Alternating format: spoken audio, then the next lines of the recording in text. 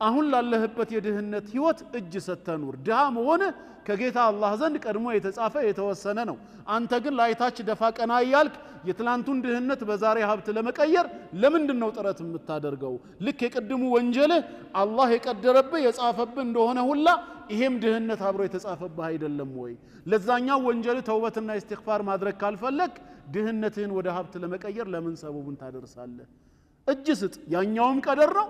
ይሄም ቀደር ነው ወሊል መረድ النازل بك እንዲሁም ለሰፈረብ በሽታ የሆነ በሽታ ሰፍሮብ ያልጋ ቁራኛ ሲያረገ አላህ ያመጣው ነው ራሱ ያንሳው ብለ እጅ ሰተ ቁጭ አትልም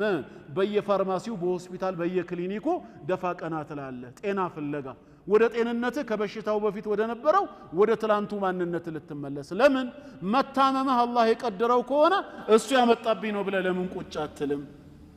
ልክ ወንጀል ሲሰራ እሱ የቀደረብኝ እንዳልከው የህይወትህንም ለመቀየር በሽታውንም ወደ ጤና ለመመለስ ደፋ ቀና ማለት ስተት ነው በላድርግ በንለው እሺ ይላል አይለም ወኢላ ፈመል ፈርቁ በይነ هذا وذاك ታዳ ምንድነው ልዩነቱ በኑሮ ጉዳይና በጤና ጉዳይ ሰበብያው ማዳረስ አለብኝ ጤናዬን መጠበቅና የኑሮ ህይወቴን ከትላንቱ ዛሬን የተሻለ ማድረግ አለብኝ ብለ ሰበቡን ታዳርሳለ በጌታ ህግ ላይ ግን ወንጀል ላይ ስትወድቅ አላህ እንዲምረኝ የተሻለ ህይወት እንዲኖረኝ ብለ በተውበት በኢስቲግፋር በመልካም ስራ ቀጥል አስተካክለው ስትባል ግን እሱ የጻፈብኝ ትላለ ከራስ ጋር መጋጨት አይሆን ግልጽ ነው አይደል ወንድሞች በዚህ መልኩ መልስ እንሰጣዋለን አሉ ስምንተኛ አሁንም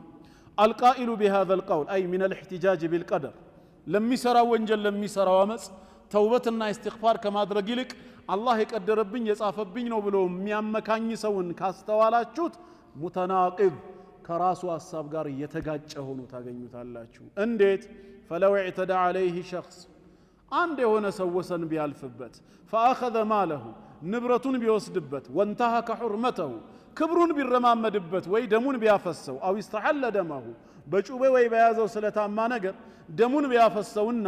ثم احتج المعتدي بالقدر ከዛ ይሄ ወሰን አላፊው አካል በቀዳ ወልቀድር አሳቦ እንዲህ ቢለው ስለዚህ ሰው لا تلومني ምንም አይነት ተቃውሞ ልታሰማኝ እኔ ልትቃወመኝ አይገባም فإن اعتدائي عليك كان بقدر الله ንብረትህን የወሰድኩት ክብርህን የነካሁት ደምህንም ያፈሰስኩት ጥንቱኑ በዚህ መልክ አንተ ላይ እንድፈጽመው አላህ የወሰነብኝ ነገር ነው እኔ ራሴ መርጬ ፈልጌ የሰራሁት አይደለም ባንተ ህይወት ላይ ይሄን አደርግብህ ዘንድ አላህ የጻፈብኝ ነው ቢለው ይቀበለዋል لا ريب انه ينكر عليه ظلمه واعتداءه ይሄን በደሉና ወሰን ማለፉን ይቃወመዋል ከቻለም ሊበቀለው ይሞክራል ካልቻለም የህግ አካል በመጥራት ካሳይክ ፈለኝ ወይ ይታሰርልኝ ይቀጣልኝ ብሎ እስከ ጥግ ድረስ ይሄዳል የዛን ጊዜ ምን እንለዋለን ማለት ነው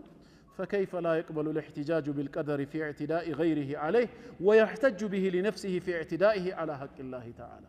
بالله حقنا مبت بالله شرع ላይ ወሰን ሲያልፍ አላህ የቀደረብኝ ነው ይያልክ መታመካኛውን ነገር ሰው ደግሞ ባንተ ላይ ወሰን ሲያልፍ በክብርህ በንብረት ላይ የሆነ ጥሰትን ሲጥስ ይሄንንም አላህ የቀደረው ነው ብለ ለምን አትቀበልም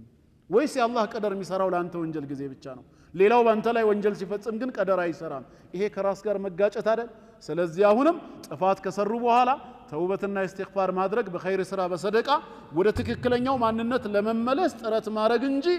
እሱ የቀደረብኝ ነው ብሎ ነፃ ለመውጣት መሞከር ስተት ነው አያስኬድም ግልጽ ነው